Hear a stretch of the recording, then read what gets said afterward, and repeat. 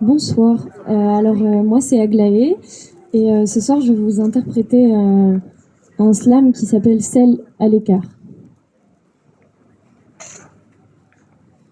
Je suis de celle à l'écart que l'on croit incomprise, différente à l'égard d'un handicap invisible, adapté des gestes, au regard même d'un monde qu'on analyse en permanence pour percevoir mieux ce que les gens nous disent. À trop penser, à être à part, je m'en suis perdue dans le noir. J'ai voulu trouver incontrôlable ces réactions dites anormales, et puisqu'elles étaient incontrôlables, j'en ai pleuré, oui, des tonnes de larmes sans comprendre pourquoi autour de moi.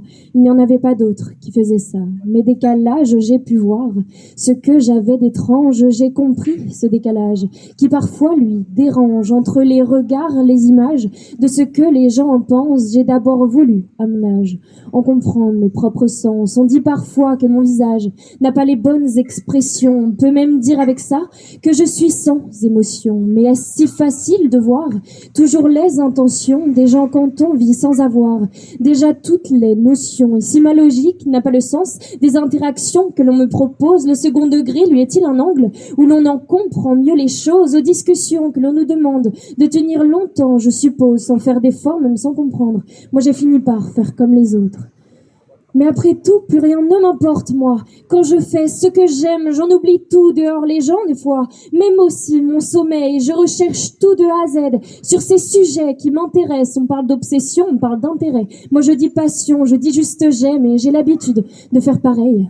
Toujours de la même manière, ça me rassure et ça m'apaise. Quand on me change ça, je me perds, ça me bouscule, ça me renverse. Le changement net, une vraie détresse, n'est pas un caprice ni une crise de nerfs. C'est juste comme ça dans mon univers, et hyper sensible comme je peux l'être, aux odeurs, au bruit comme à la lumière, au contact physique qui parfois m'agresse, par des inconnus ou des gens que j'aime. Il suffit d'un rien pour en perdre la tête, pour qu'une crise vienne, pour qu'elle s'enchaîne, mais pour moi rien c'est trop, c'est déjà l'enfer, et il faut attendre pour que ça s'arrête.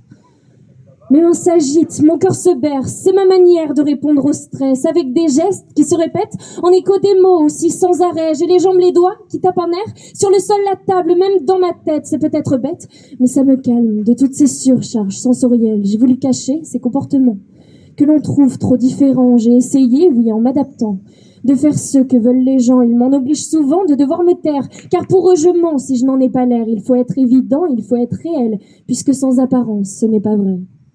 Mais n'est-ce pas qu'un mot, au final, de vous dire ce que je suis, même si j'ai peut-être du mal, oui, à vous le dire aujourd'hui, mais ce n'est rien, tout va bien. Ce n'est pas une maladie, changeons une lettre, faisons simple. Nous sommes avant tout nés artistes. Merci.